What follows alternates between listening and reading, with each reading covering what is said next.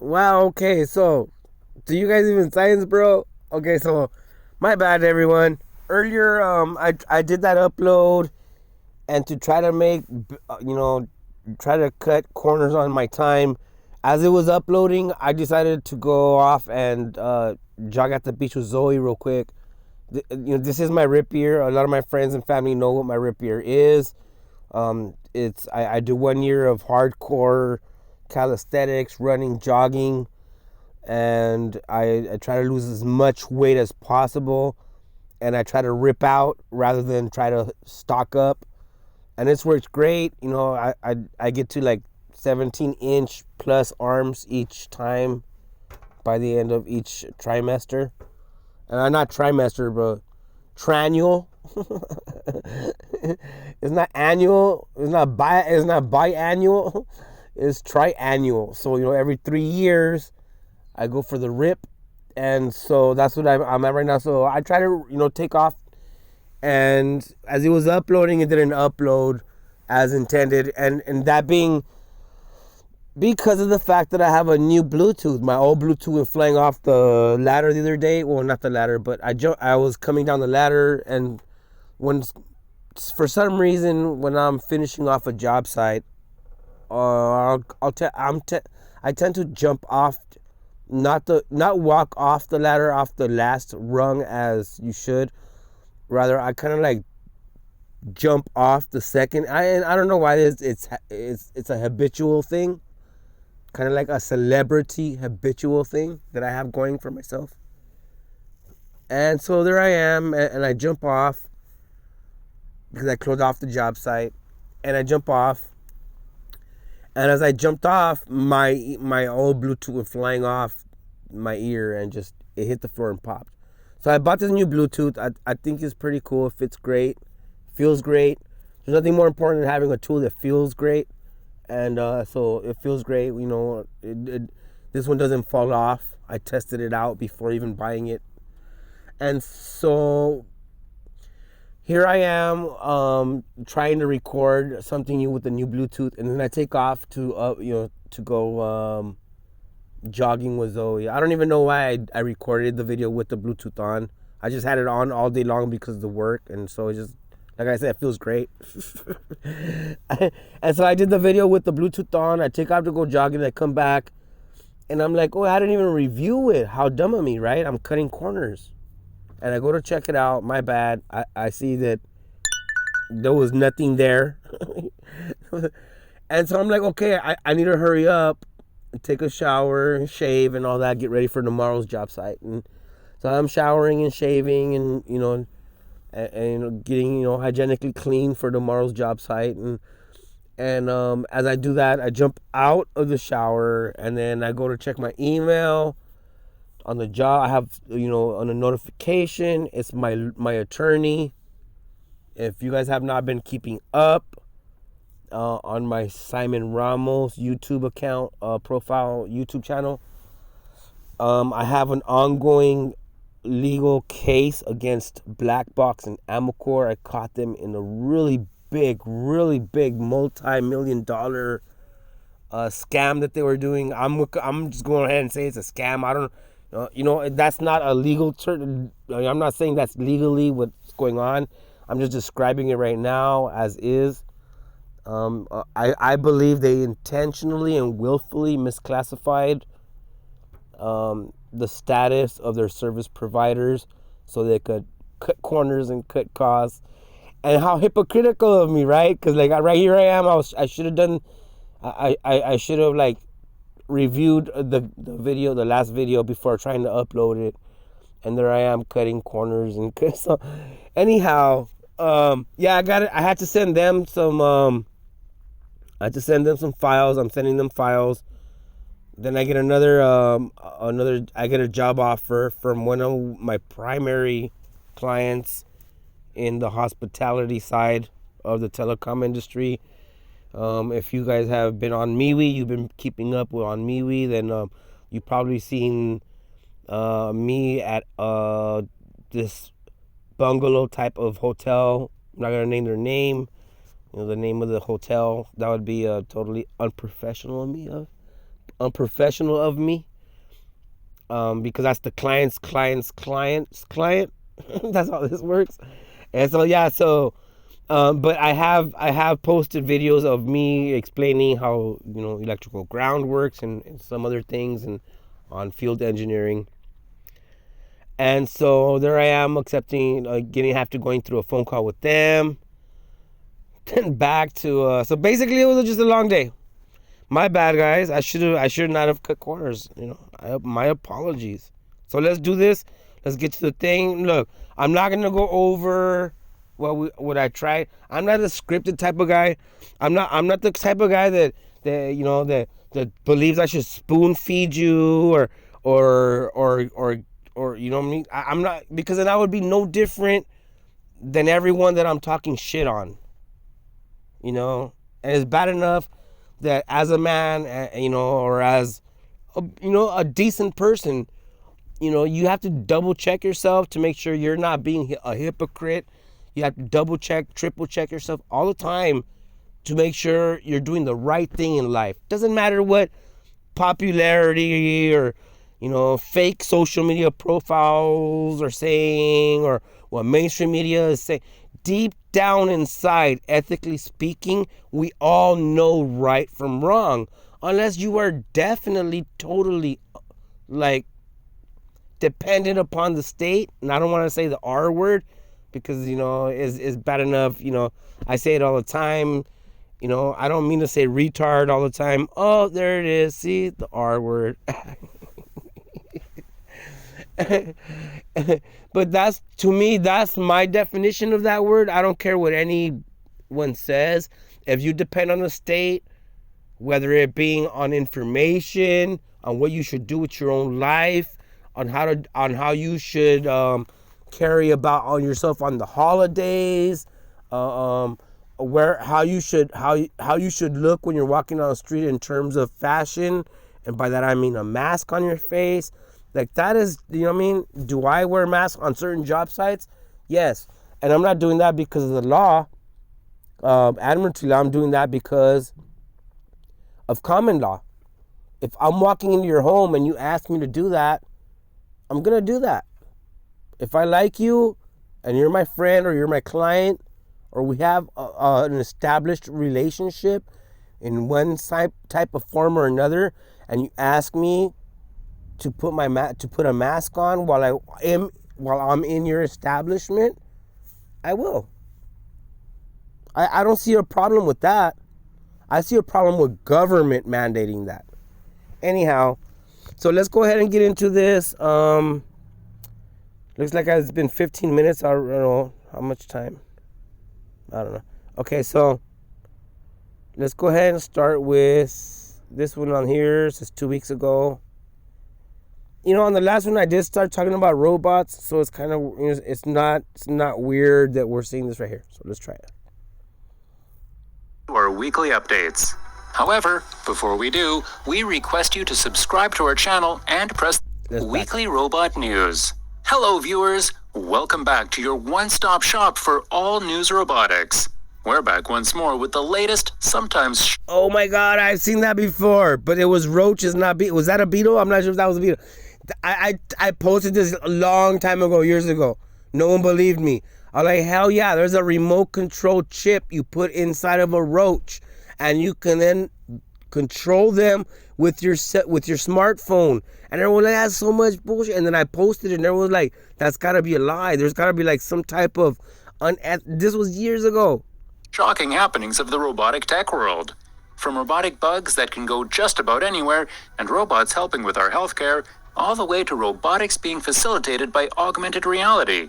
Robots that actually convey emotions, and even shape-shifting robots. We have it all. So, without further ado, let's jump right into our weekly updates. However, before we do, we request you to subscribe to our channel and press the bell icon to never miss another upload of ours. Having said that, let's get right to it. Highlights of the week. Real robot bugs that go anywhere. These ancient creatures can squeeze through the tiniest cracks, fit snugly into tight spaces, and survive in harsh environments. There aren't many spaces that are off limits to an insect. Now, can you imagine a robotic bug that will do as you say? Well, that's exactly why researchers at the University of Pittsburgh have created tiny bug-inspired robots that can carry out tasks in hard-to-reach spaces and inhospitable environments.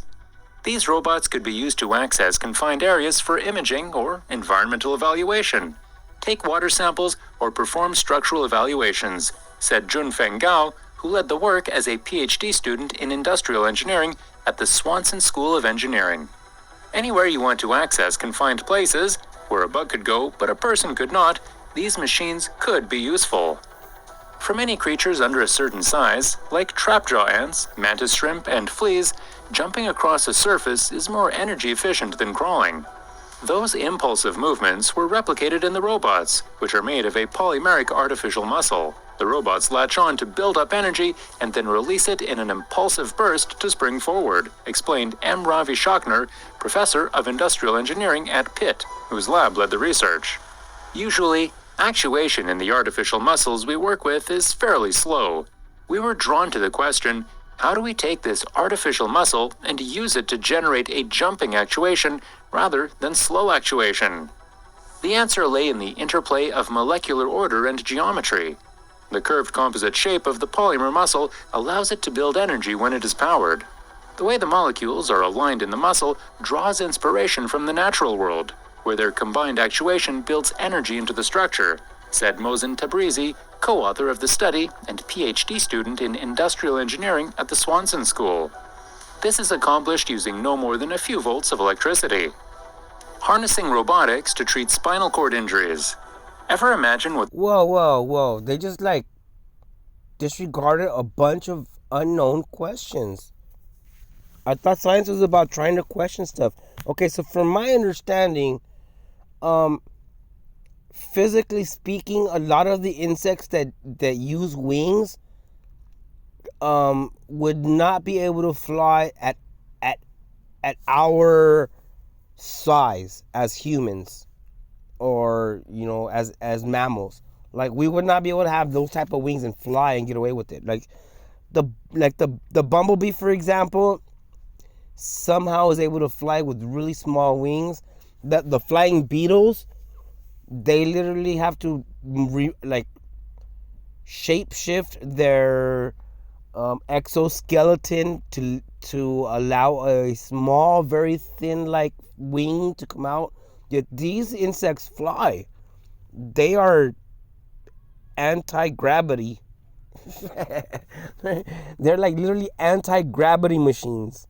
Gravity, not gravity. Gravity is something on mainstream media that gets made fun of with gravity. The world of healthcare would be like if doctors could have the precision of robots? Well, by employing artificial intelligence and robotics to formulate therapeutic proteins, a team led by Rutgers researchers has successfully stabilized an enzyme able to degrade scar tissue resulting from spinal cord injuries and promote tissue regeneration. The study, recently published in Advanced Healthcare Materials, details the team's groundbreaking stabilization of the enzyme chondroitinase ABC, offering new hope for patients coping with spinal cord injuries. This study represents one of the first times artificial intelligence and robotics have been used to formulate highly sensitive therapeutic proteins and extend their activity by such a large amount. It's a major scientific achievement, said Adam Gormley.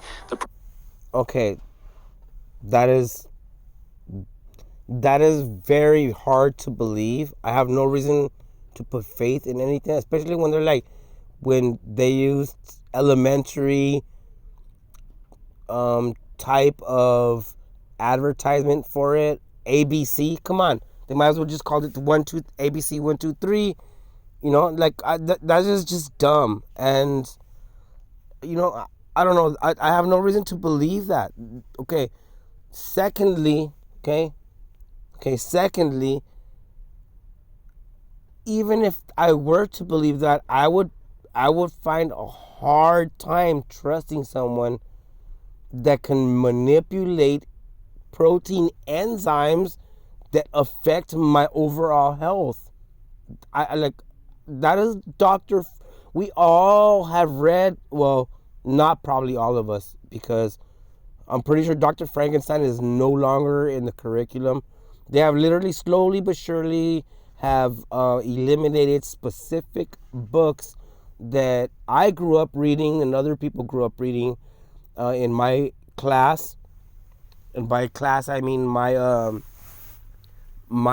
age and bracket and era and all of that put together. So the people that my actual peers, not the younger generation, not the older generation, the books that I read were actually basic curriculum that everyone was forced, everyone read. Well, yeah, we were forced to read it. We always had to do book reports and stuff like that. So yes, we were forced to read that stuff. So nonetheless, it was indoctrination. However, I myself believe that some of our indoctrination was in fact important for us to know. And so, having said that, let's move forward. Project's principal investigator and an assistant professor of biomedical engineering at Rutgers School of Engineering, SOE, at Rutgers University, New Brunswick.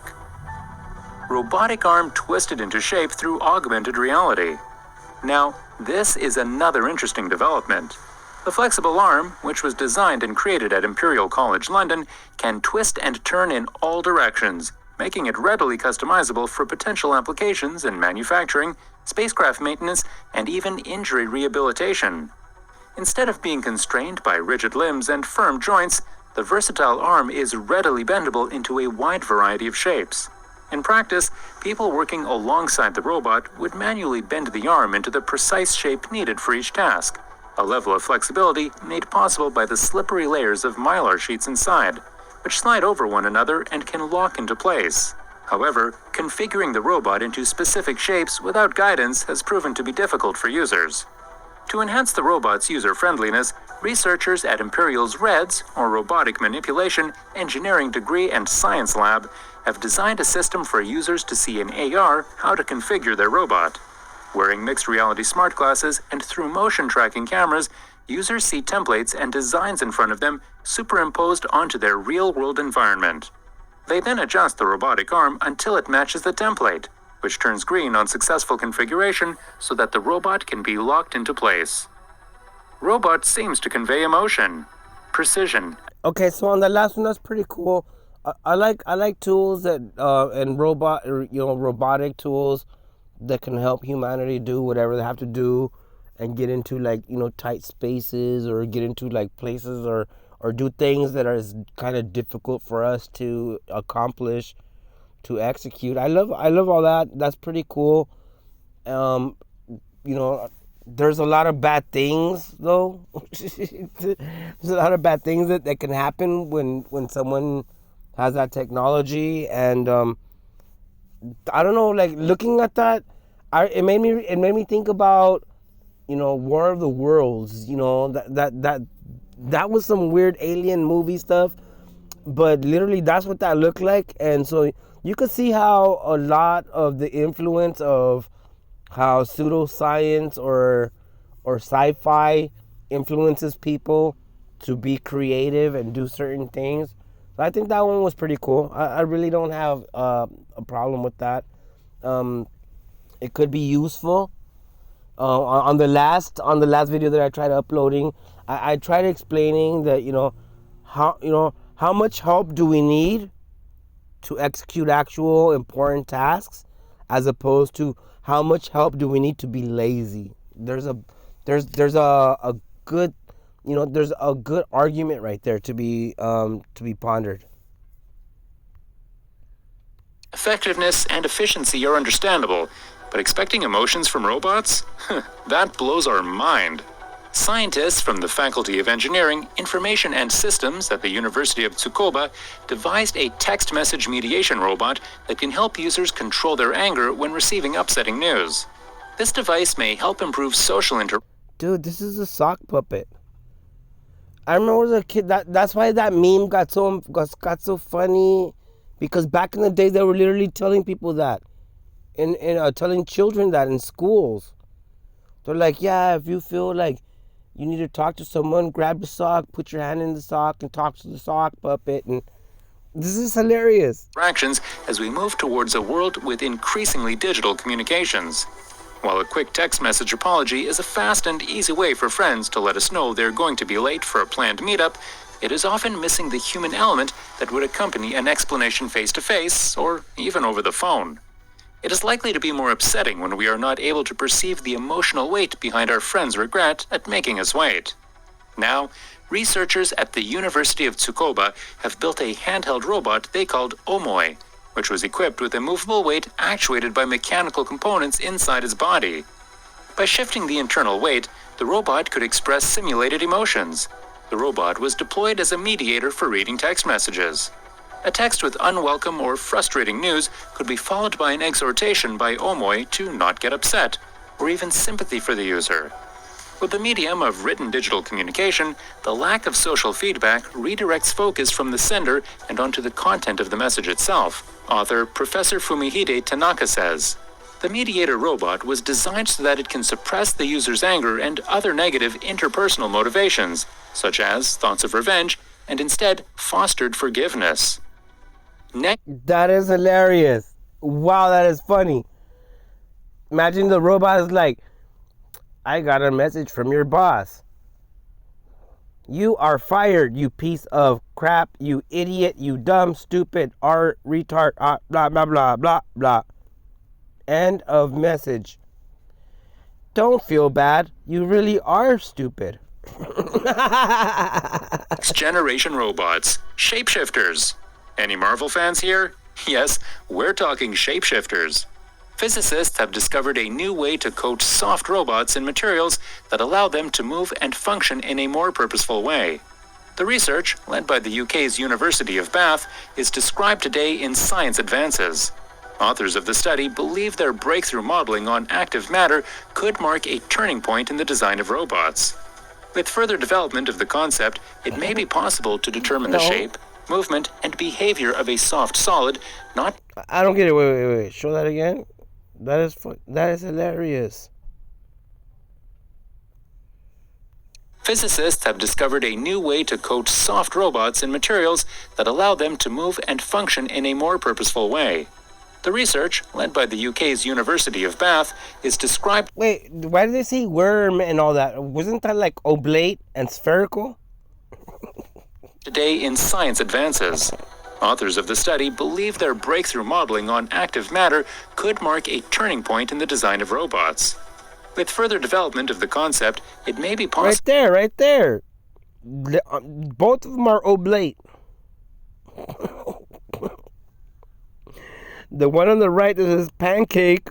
I don't know why they would call it pancake, because if Neil deGrasse Tyson seen that, he would say that's like globe Earth, and say it's chubbier on the bottom. To determine the shape, movement, and behavior of a soft solid, not by its natural elasticity, but by human-controlled activity on its surface. Okay, I brought that up on that video that didn't make it on the last one. Okay, if we have robots, right? Robots are supposed to help us and do stuff. Why do you want to put a human face on a robot? What is the purpose of that? Why are they trying to make these robots? Okay, on the last video I explained I've been into the Amazon. I've been in the Amazon warehouses where the automation has not been deployed yet.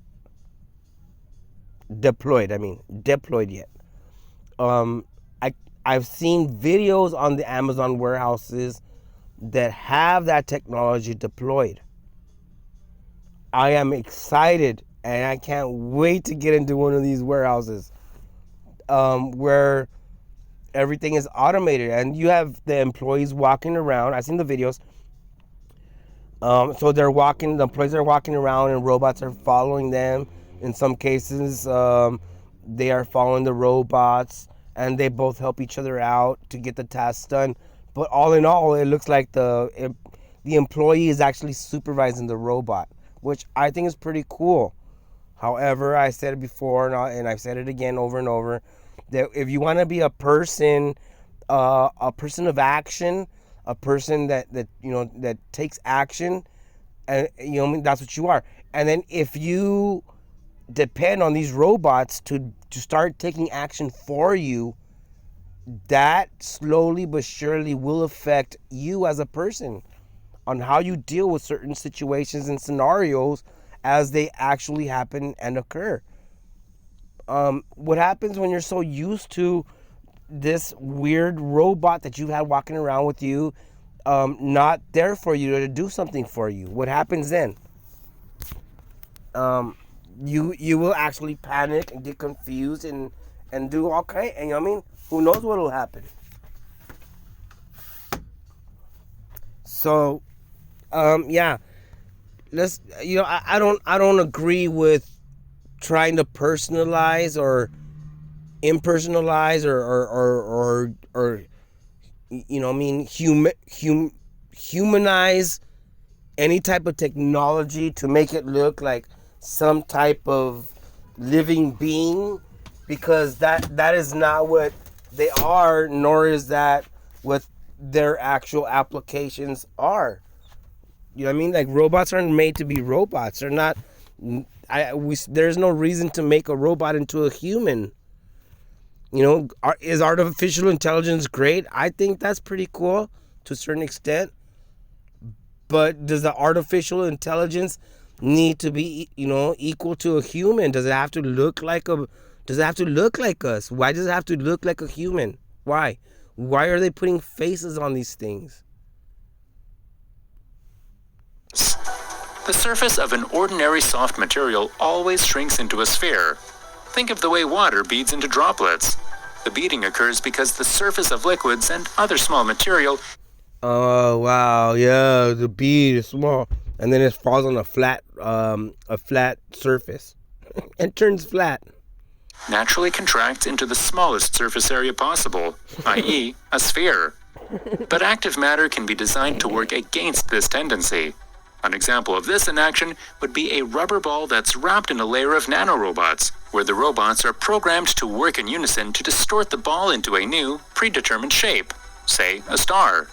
It is hoped that active matter will lead to a new generation of machines whose function will come from the bottom up. So, instead of being governed by a central controller, the way today's robotic arms are controlled in factories, these new machines would be made from many individual active units that cooperate to determine the machine's movement and function. This is akin to the workings of our own biological tissues, such as the fibers in heart muscle. Geographic hints help a simple robot. Wow. So, according to them, I mean, I've used the analogy that reality is working like some type of heart, or some type of heart muscle, because everything is oscillating. Everything is based on vibrations, and this is a total fact. And even mainstream media and everyone else will admit to the fact that matter is just dense vibrations. This is what it is. Everything, we're all energy. That's what it is. Energy. And then, you can't deny that there's an intelligence behind this whole reality and dimensional material plane that we exist within, and experience reality individually as a person. It sucks that they're trying to, and by they I mean the United Nations and the International Monetary Fund bankers are trying to make us all experience the same type of reality, when that's not reality. Reality is not based on everyone experiences the same thing all the time. That makes no sense. That violates even Einstein's theory of relativity. Everything has to be relative. There has to be differences. There has to be a spectrum. There has to be the cold, the hot, in order for the lukewarm to exist, right? Navigate for kilometers. The way most robots navigate is very different from the way most humans navigate. Robots are happiest when they have total environmental understanding, That's hilarious. Look at that. with some sort of full geometric reconstruction of everything. That is so funny. Why do they always throw a globe in there? What's the purpose of that? There makes no sense to throw a globe in there unless they're trying to like indoctrinate you with some type of ideology. The whole globe thing is such a stupid. Look at that. They're like telling you it's digital crap. It's some type of cartoon. It's totally made just to influence the mind into accepting globalization around them, plus exact knowledge of their own position and orientation. LiDARs, pre-existing maps, powerful computers, and even a motion capture system if you can afford it, the demands of autonomous robots never end. Obviously, this stuff doesn't scale all that well. With that in mind, Dhruv Shah and Professor Sergey Levine at the University of California, Berkeley, are working on a different approach. Their take on robotic navigation does away with the high-end, power-hungry components. What suffices for their navigation technique are a monocular camera, some neural networks, a basic GPS system, and some simple hints in the form of a very basic, human-readable overhead map. Such hints may not sound all that impactful, but they enable a very simple robot to efficiently and intelligently travel through unfamiliar environments to reach far-off destinations. With that, we end today's dose of our weekly updates. Join in. Well, okay, wow. I'm glad they brought up maps. Now, to everyone watching this, good girl. So yeah, she just seen someone come up, pass by fat, so she's barking. Okay, so I'm glad they brought up maps. Wow. Okay, so let's be honest. How many of you have gone out and mapped out reality? Let's be honest, okay? Who here has gone outside and mapped out reality? All of reality. Like you went outside and mapped everything out. Yeah, that's so funny. Okay, so before this whole, before Google Maps and MapQuest, before, excuse me. So before all of that existed, I actually used, on the field, the Thomas Guide maps. The Thomas Guide maps is a great product, awesome product. I'll be honest, always accurate. So let me back up real quick. Okay, so when someone says, "Do you know how to read a map?" Okay, if you sit there and say, "Yeah, I use Google Maps or I use MapQuest or you use one of these I use GPS." Okay, no, you do not know how to read a map. That is not how to read a map. Okay, very simple. That is not how to read a map. Okay, an application on a computer is meant to help you do something that was not very easily done. Okay, it takes a little bit of skill to read a map. Not much skill, but it does take skill to read a map. Having said that, moving forward, I'm going to go ahead and explain a few years of my life that I had as a field installer for cable television and then satellite, as what they call it, satellite television. And that is a misnomer, which I can actually make another video on right now, but not right now. I'm just going to explain the whole map thing. So getting from job site to job site, it was very important to know how to read the Thomas Guide maps. And I'm so happy that the Thomas Guide maps were invented. The Thomas Guide maps were invented by the Thomas brothers. The Thomas brothers did not, I repeat, I will repeat again, they did not, They did not, in any way or form, use any curvature calculation to make their maps at all. So they did not use those imaginary numbers in any way or form, and yet their maps were so accurate. I will be honest, the only time I did not get to my destination on time and to the proper location, again on time, was because of user error. Straight up. And let me explain how easy it is and the small skills it takes to actually know how to use a Thomas guide map and most maps, because they all seem to follow a simple format. First and foremost, you look up the zip code. It's a numerical address, the zip code. Once you find the zip code, then under alphabetical order, you find the street. Once you find the street, then you find the number. Once you find the number, then you look it up on the grid. According to the page, you will find the page number and the grid location of that page. It will say page 1. Obviously, it wouldn't be on page 1, but this, hypothetically, it would be page 1, grid B5, and then you would look it up.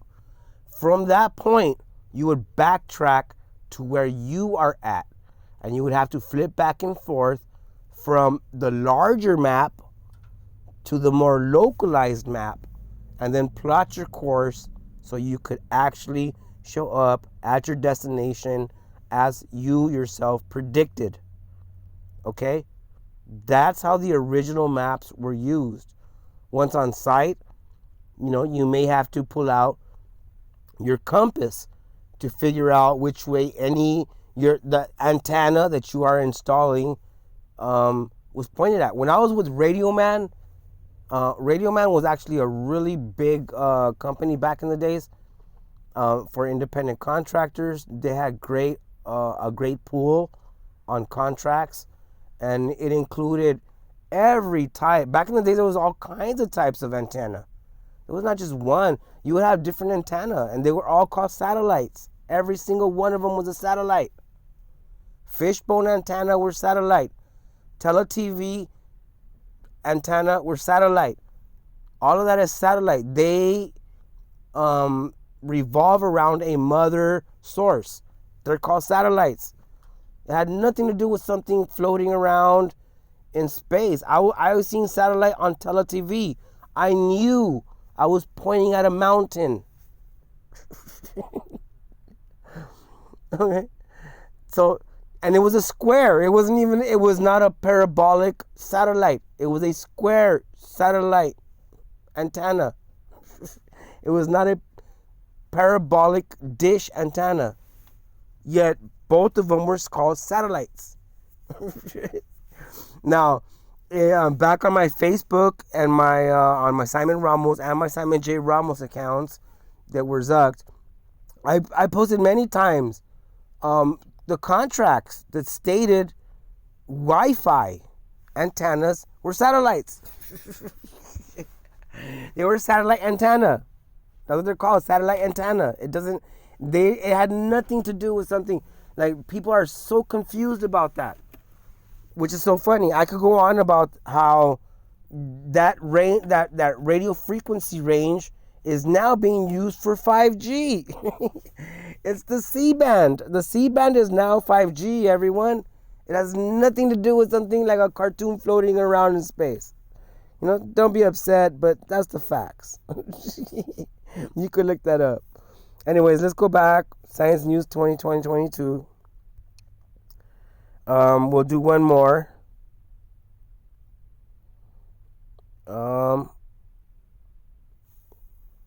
Oh, this is going to be funny. Let's go with the Martian stuff. Cydonia Institute a group of researchers that investigate strange formations on the surface of Mars, publishes a study analyzing satellite photographs taken of the planet. The images show... What does it mean by satellite photographs? I mean, is he saying that some type of antenna has a camera on it? Because that's not how that works. We all know that already. All right. Radio telescoping is radio waves that is then interpreted data and then converted into imagery. The researchers claim look like full-round, five-sided pyramids and a series of curious mountains. And again, let's go over this one more time. I'm going to reiterate this over and over until everyone gets this correct. All right? They keep telling you that nothing you have, none of your technology is a direct connection to these heavenly images that they keep producing and showing you. It's that simple. You do not have that connection. That's like telling the Christians they cannot speak to God without Christ. Or like telling the Catholics they cannot speak to God without the Pope. Or telling Muslims they cannot speak to God without Muhammad. The whole idea for the Sidoni Institute started when NASA announced in 1991 that they were going to return to Mars with the Mars Observer. And over the last 30-some years of our group studying NASA photographs, we have found an enormous amount of evidence that led us to believe there are artificial structures on Mars. What we're trying to do is get a preponderance of evidence together so that we can prove the point that there's ruins all over the planet. And just as you would here on Earth, you're going to look for straight lines, parallel lines, circles, squares, rectangles, things of this nature. And when you find them, then you can start to zoom in on areas and look for even stronger details. Here's the problem with all that. You did not get these images. I did not get these images. Someone is giving them to you and telling you this is what we seen on Mars. Like, come on. That is dumb. It's like when I see this type of stuff, I'll be honest, you guys, you know what I see when I see this?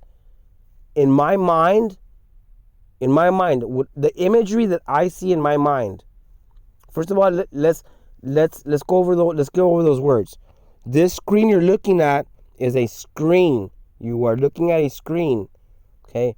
The screen has images within it. Okay?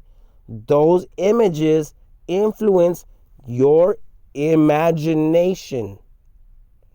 Then your imagination tells your mind how to respond. Do you guys comprehend this? All right? Do you comprehend this? Okay? So they are the ones giving you some imagery and then telling you that this is true and you should believe it.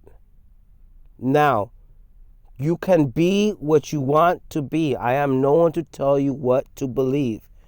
I personally do not believe this heavenly crap.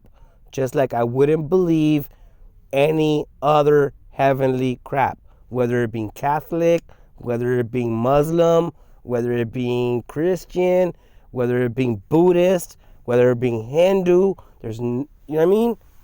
Those are all man-made beliefs. This here is a man-made belief system in the making. Do you guys comprehend this?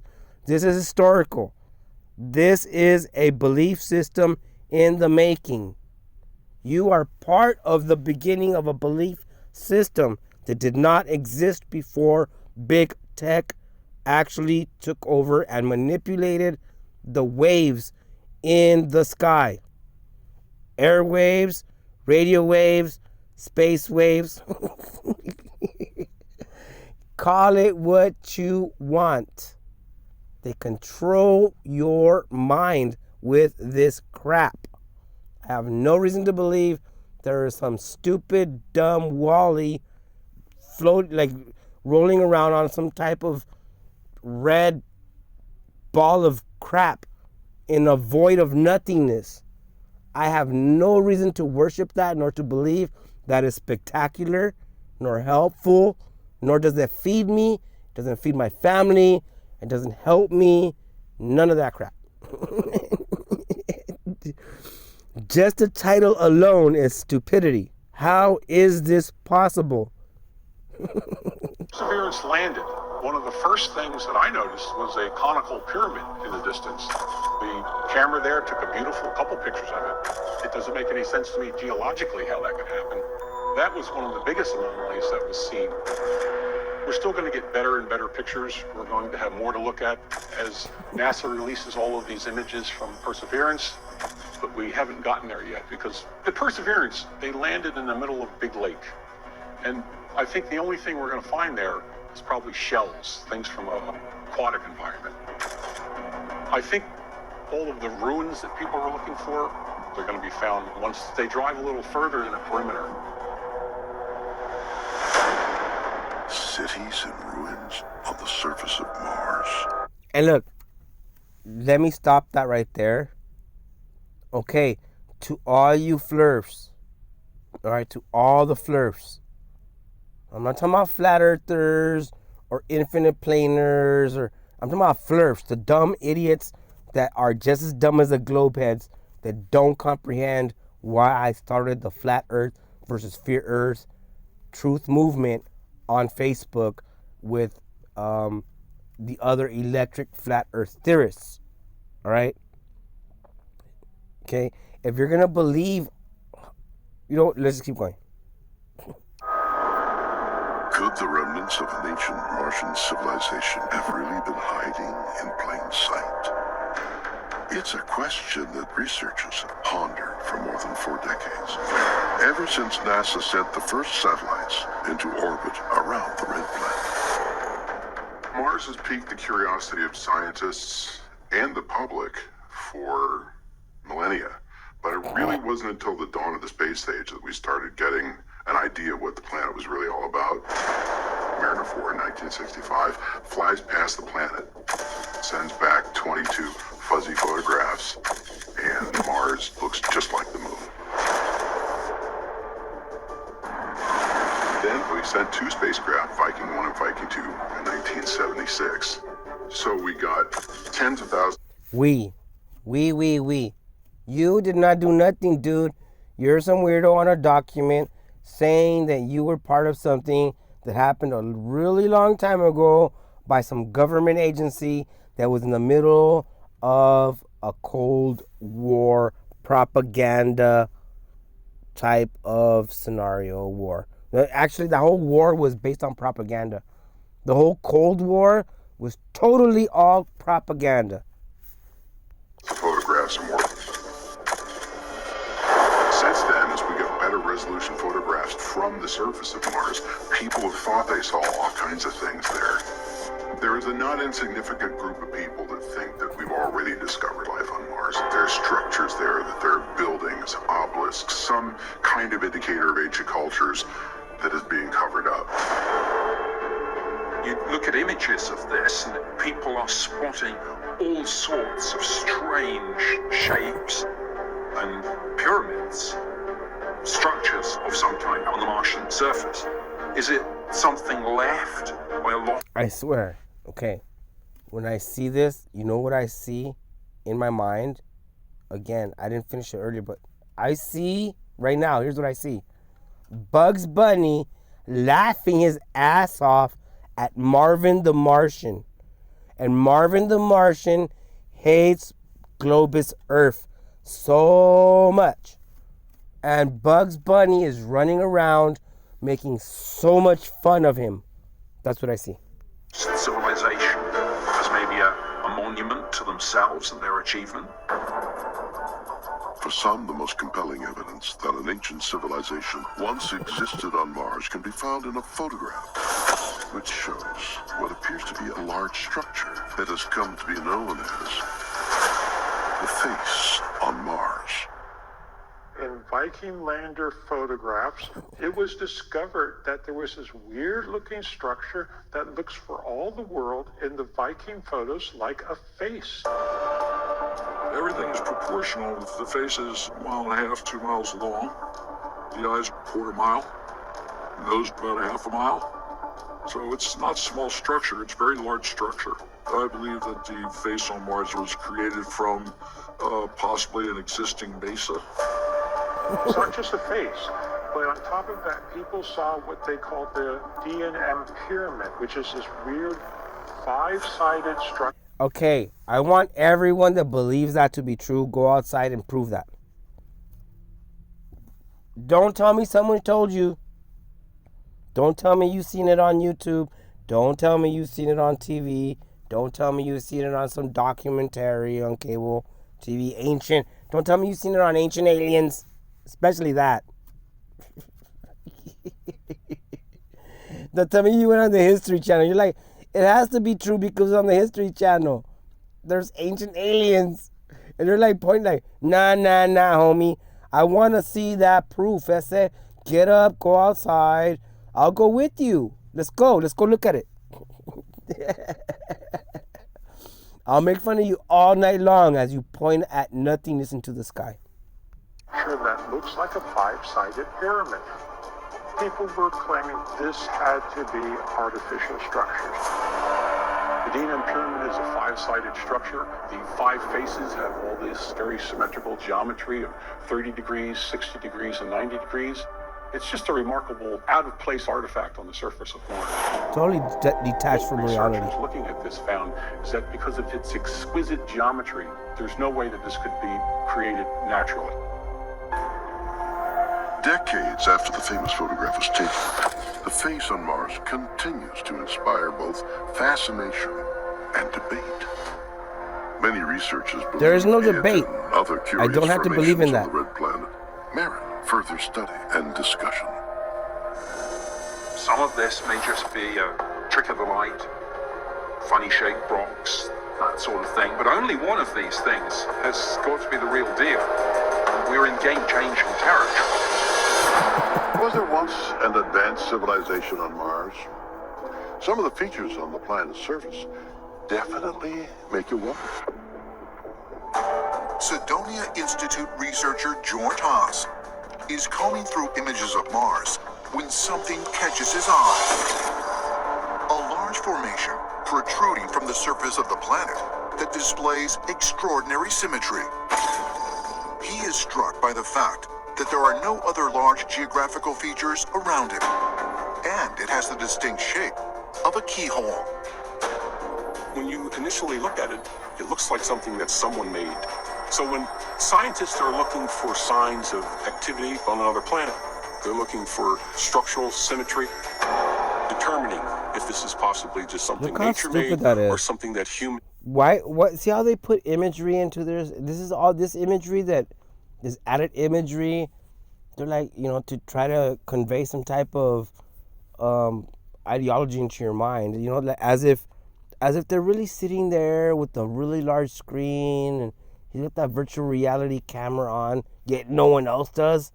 Like they're watching some guy standing in front of the screen with a virtual reality, and they're like on desks with like computers, like they're students. Like that is totally brainwashing crap.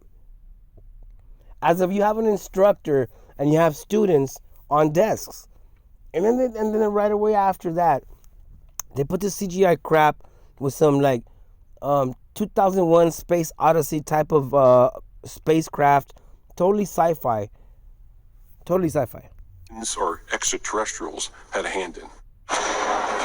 What we're seeing on Mars could be evidence of intelligent design by some unknown extraterrestrial culture.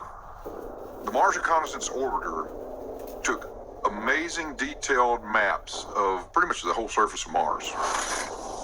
And there are some anomalous pictures. It's very much worth humanity's while to travel there and find out for sure, are these artificial or not?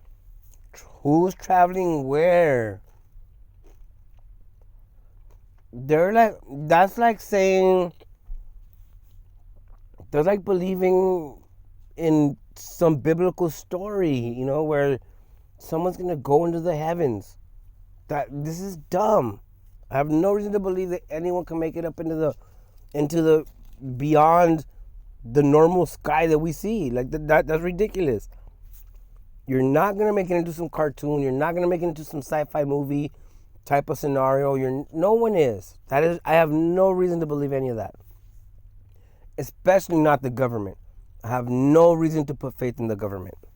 Could it be that this strangely symmetrical formation on Mars is really an artificial structure built by an extraterrestrial race? For ancient astronaut theorists, what makes this image even more intriguing is the fact that strikingly similar man-made structures exist here on Earth. Another thing. So if you're an ancient astronaut believer, then you're stuck in the same position to begin with. Where did those ancient astronauts come from? And it will go on and on and on. You will never answer that stupid, mysterious question. That is a loop. Do you guys comprehend that? That is basic insanity. Okay? You will not make it out of that loop. You will not find a solution to that dilemma, to that unknown question. Ever. Because it's hypothetical.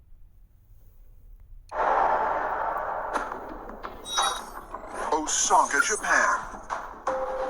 Today, this bustling metropolis is famous as one of Japan's cultural centers of food, fashion, and finance. But in its southern suburb of Sakai lies an ancient and mysterious monument, a megalithic tomb called Daisen Kofun. It rises up 35 feet above the surrounding area, and is 1,600 feet long and 980 feet wide, and it's encircled by 3 moats, making the entire edifice cover a space of 5 million square feet. You can only really appreciate what it represents by going up into the air and looking down on it, because you then see that it's an enormous keyhole shape. The Daisen Kofun is merely the largest of more than 160,000 kofuns that dot Japan. There are hundreds of these tombs built between around 300 AD to around 600 AD. A belief all system. over Japan.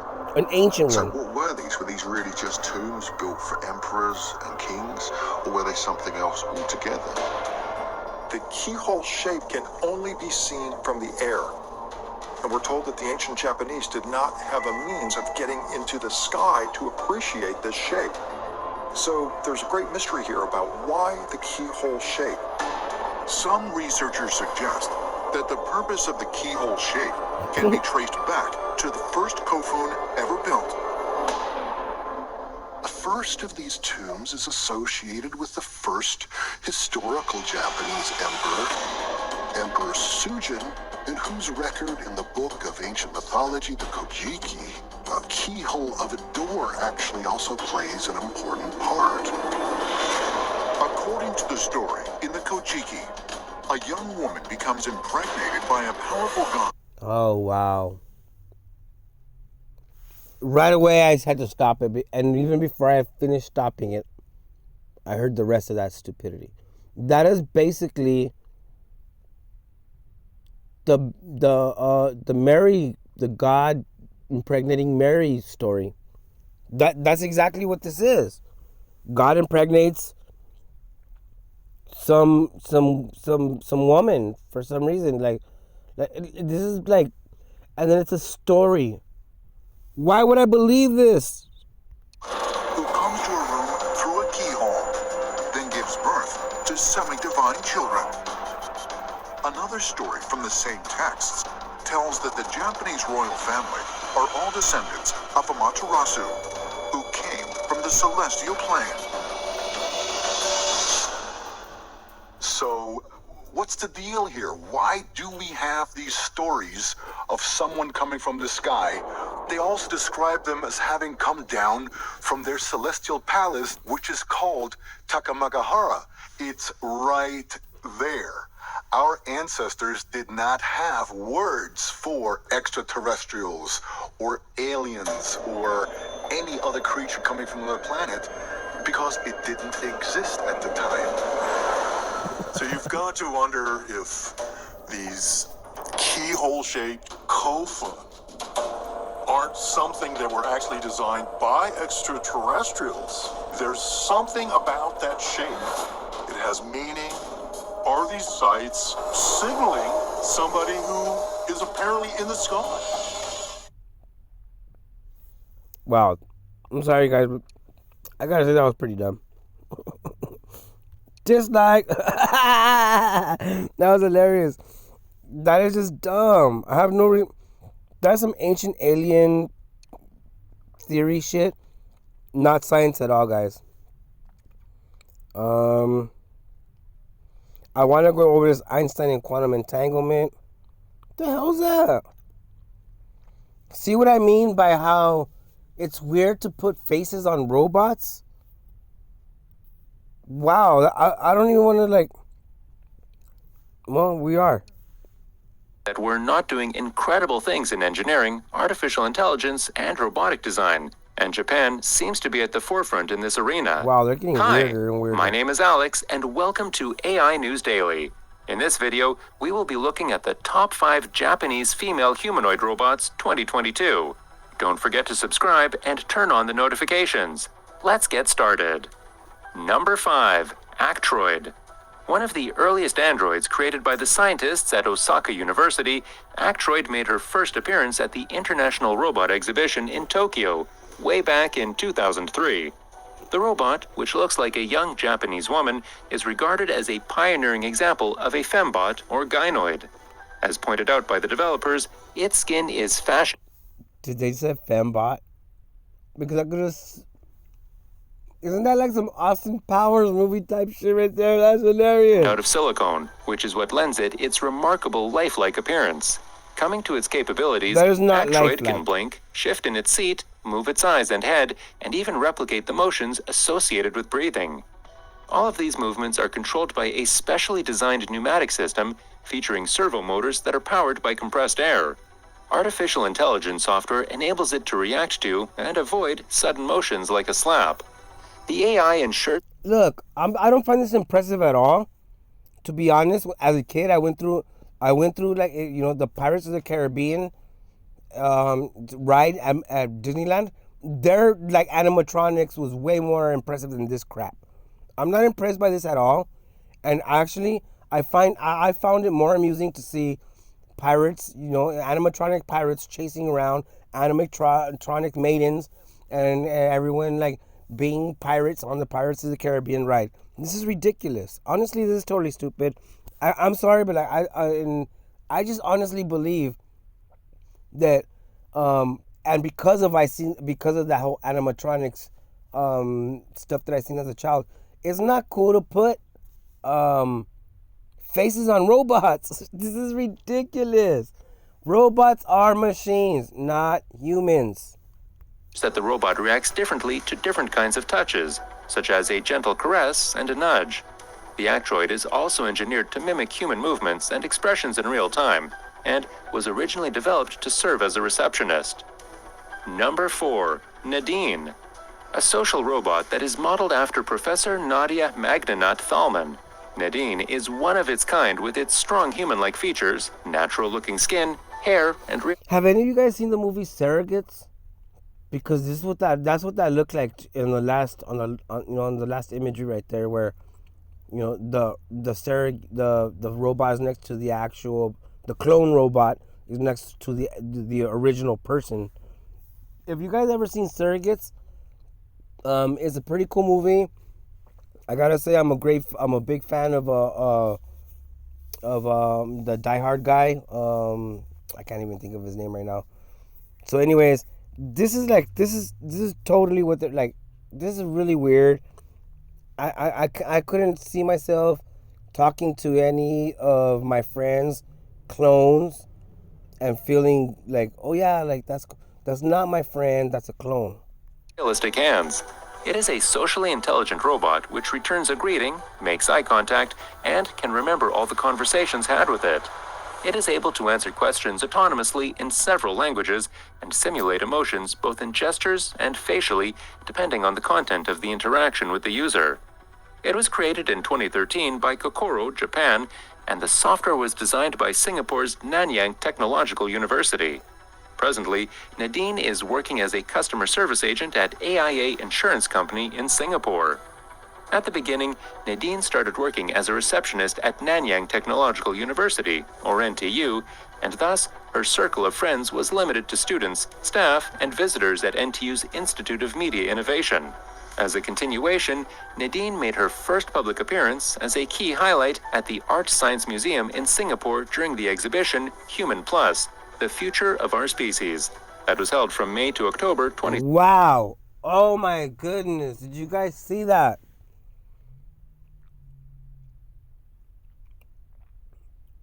The future of our species. Now look. Okay, everyone knows that I spoke about UN 21 before anything happened in the year 2000. I explained everything what UN 21 was. Before the year 2000, I was already explaining what UN 2030 was. By 2012, I panicked, started telling everyone, this is not a joke, this is totally real. 2030 is happening. Okay? I explained how Ebola was going to be used to attack people, which I don't care if you call it Ebola, smallpox, the plague, the black plague, or if you call it COVID-19 or a deviant. I don't care what the fuck you call it. Straight up. I don't care what you call it. Okay? I explained viruses were going to be used to attack the freedom of humanity. Okay? I knew about 2030. Listen to me, everyone. Listen to me very carefully. There's another goal mark beyond 2030. There's UN 2045 and then UN 2050. Listen to me. Okay? Please listen to me. This is not a joke. Okay? I was right about everything else. All right? I was right about everything else. Listen to me, please. All right? The central bankers and the elite, or whatever you want to call them, I don't care what you call them.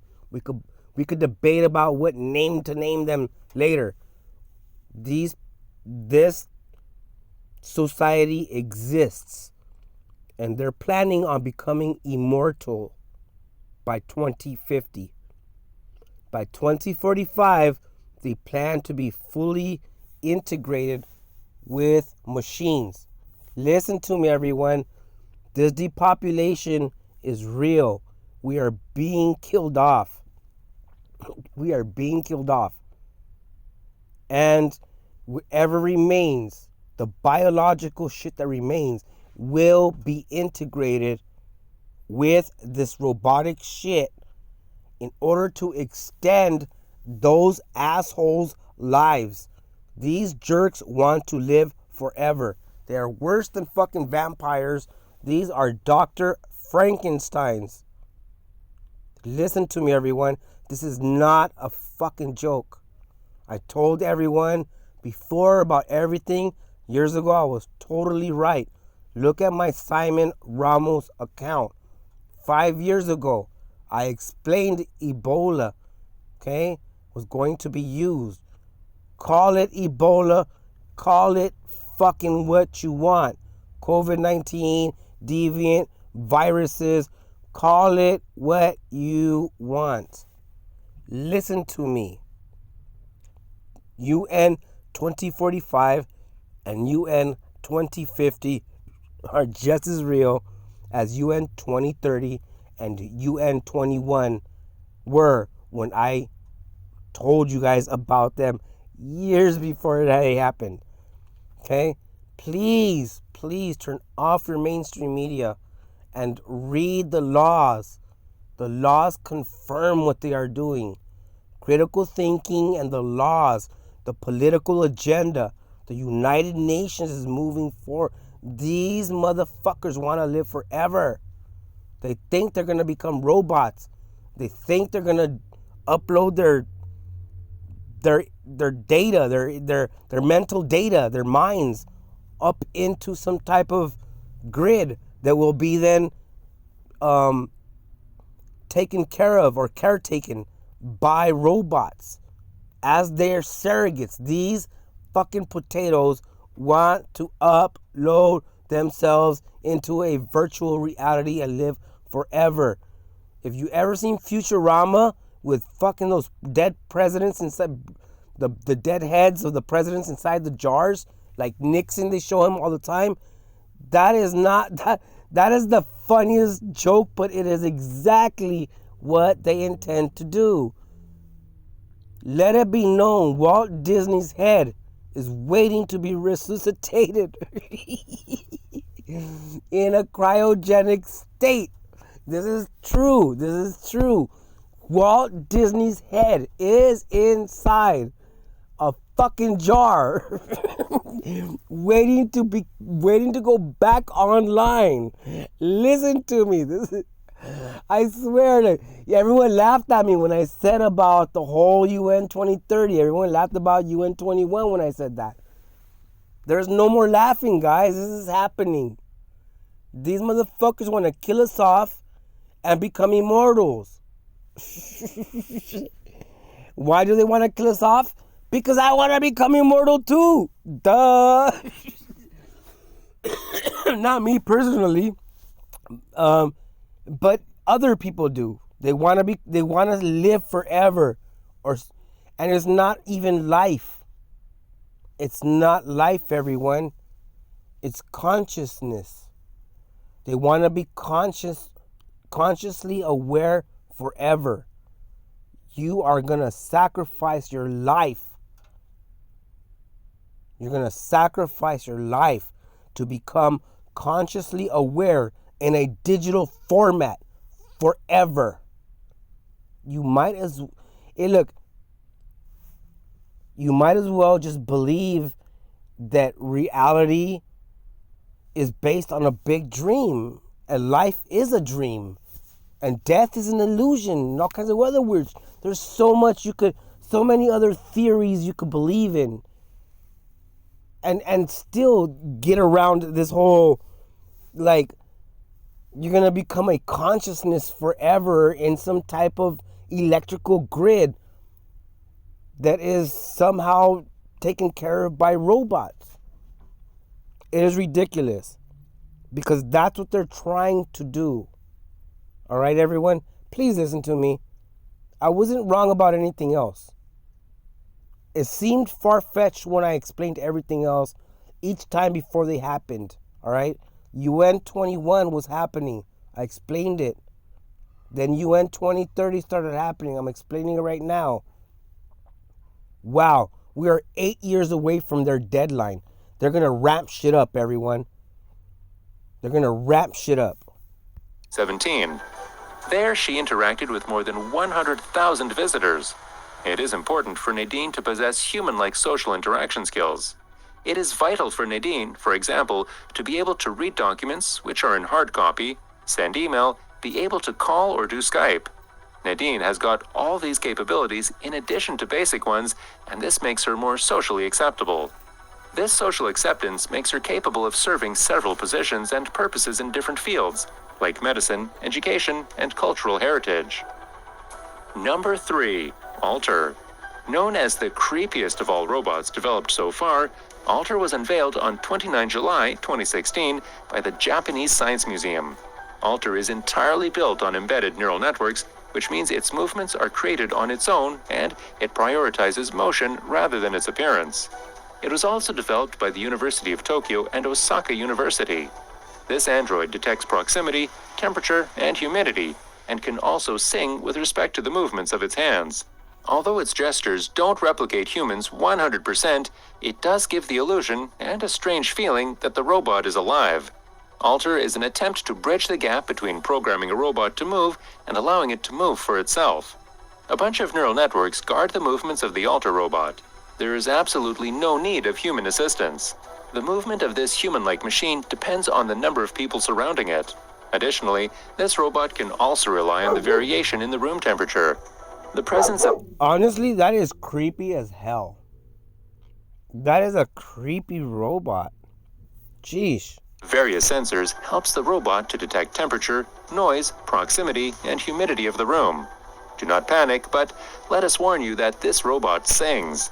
The neural network this Japanese robot carries is basically a learning computer program modeled after the neuron structure in the human brain.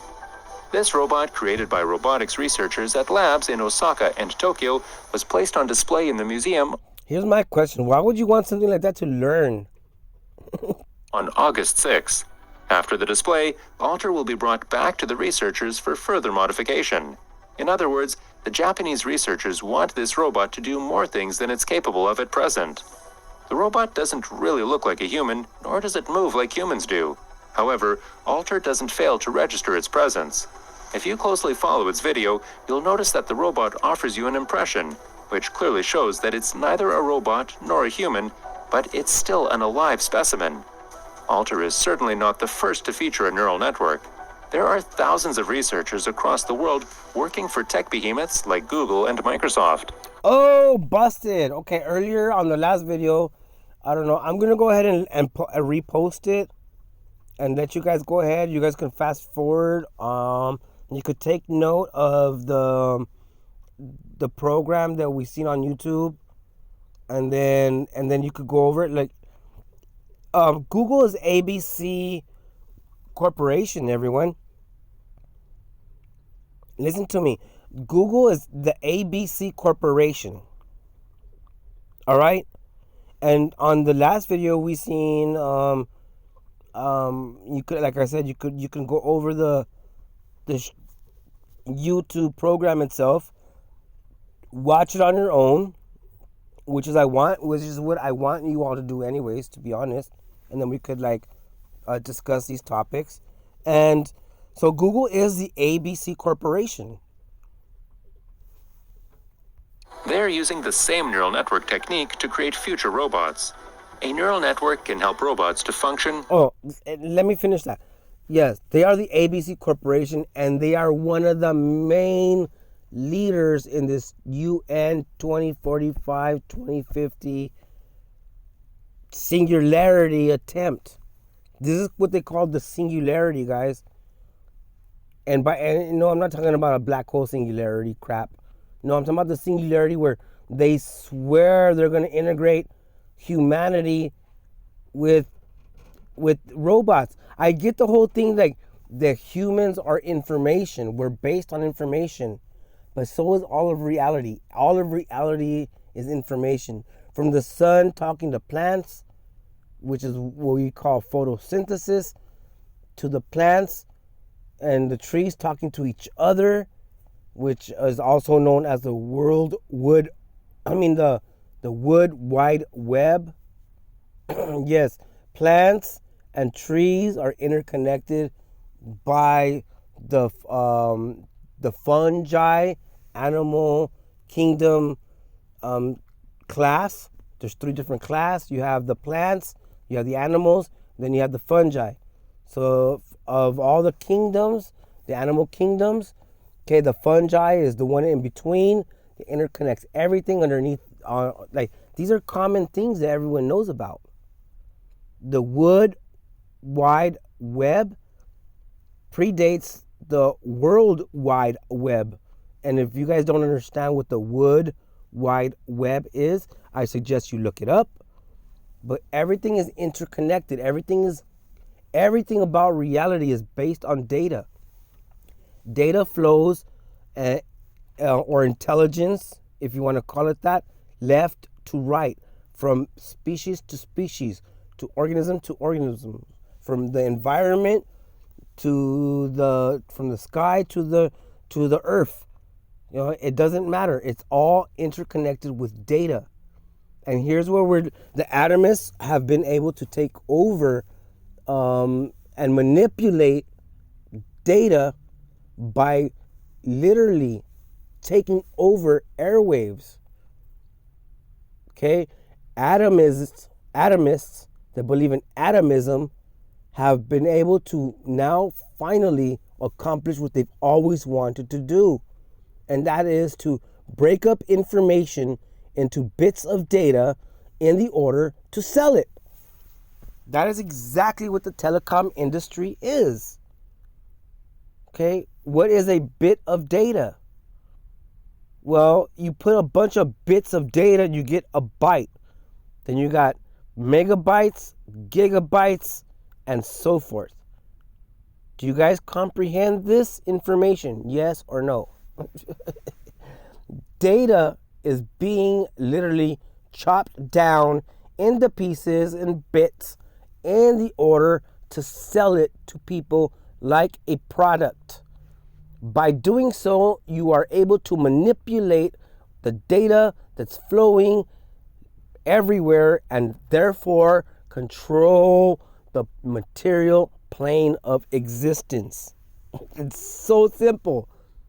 It's so simple.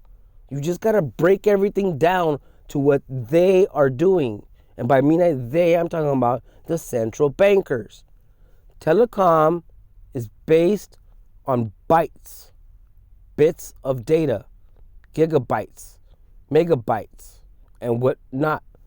The octet for the IP addresses are bits or bytes. The MAC addresses, IP addresses, all of that. All the way down to the command prompt, which is actually some type of replication of the DOS program that started the whole computer industry, is all based on bits. Just like reality. Just like all of reality. Everything is based on bits of information. Photosynthesis is basically the sun communicating with plants. Think about that, everyone. Think about that. It offers a loose set of criteria to carry out the functions. They're also working on mimicking the neuron chains by creating a connection using artificial neurons. Of course, these nets are not perfect yet. While some researchers are progressing in their research to create a perfect net, others have failed to do so. For now, Alter Robot is something that will surely haunt your dreams. Number 2, Asuna. Described as the hyper-real android, Asuna is a 15-year-old humanoid created in 2014. When Asuna was showcased at the Winter 2015 Wonder Festival at the Makuhari Messe Convention outside Tokyo, many people mistook her for a real-life girl due to her lifelike movements and natural mannerisms. No. Asuna was developed by the Tokyo-based A-Lab. Asuna is 155 centimeters tall and weighs 43 kilograms.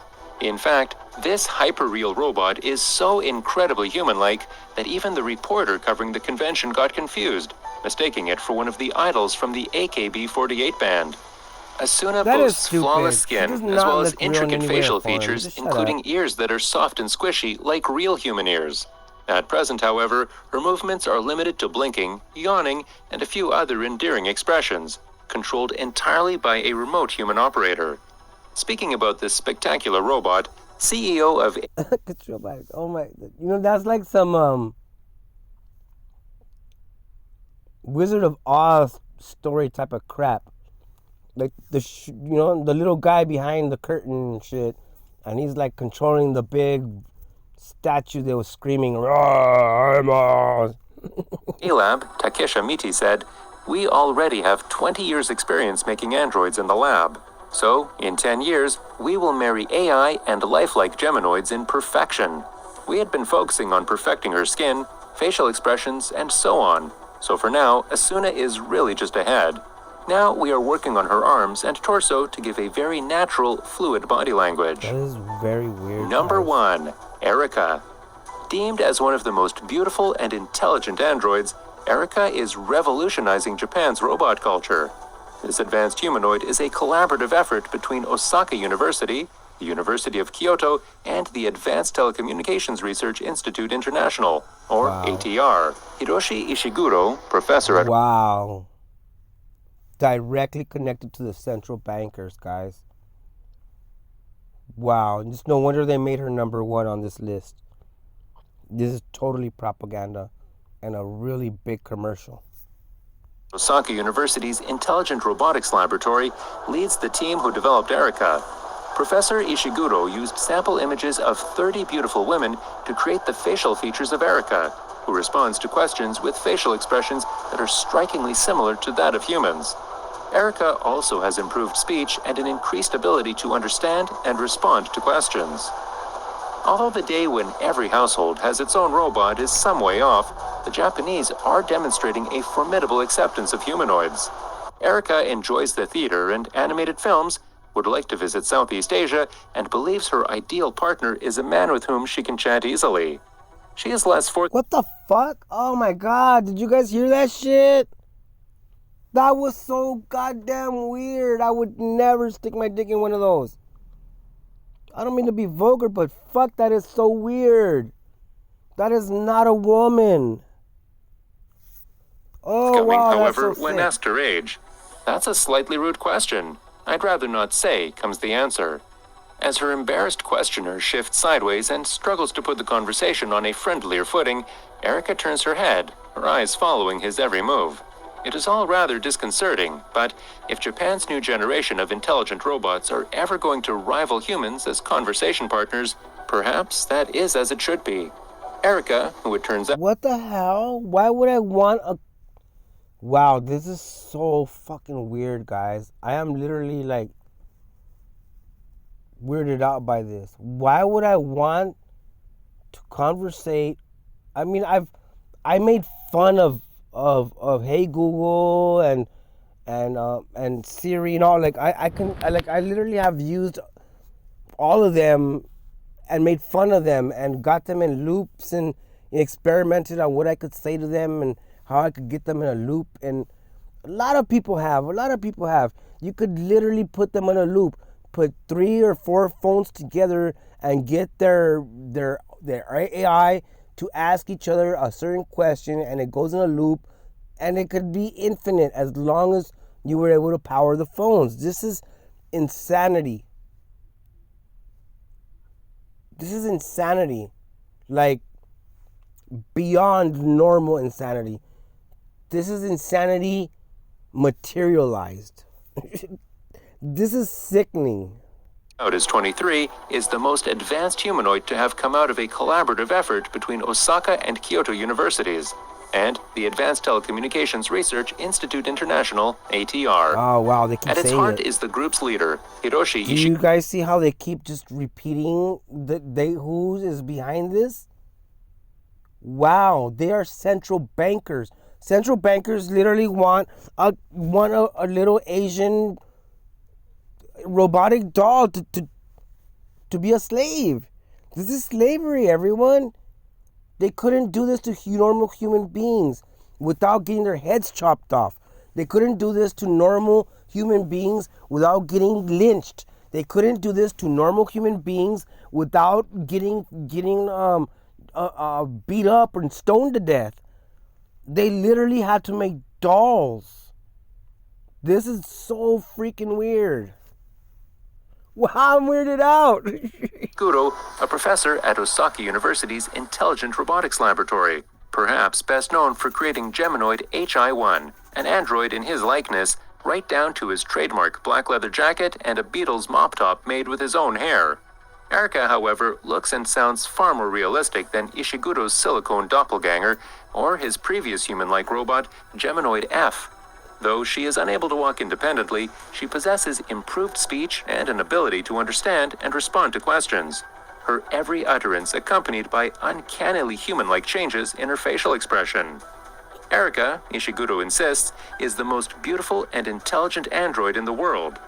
The principle of beauty is captured in the average face, so I used images of 30 beautiful women, mixed up their features, and used the average for each to design the nose, eyes, She and is so on, not he a says, beautiful pacing up woman. and down She's his not even a office at she. ATR's Oh my robotics God. laboratory.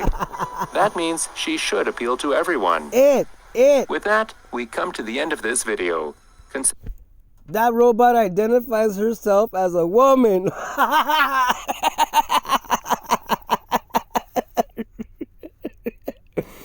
Do you all even science, bro?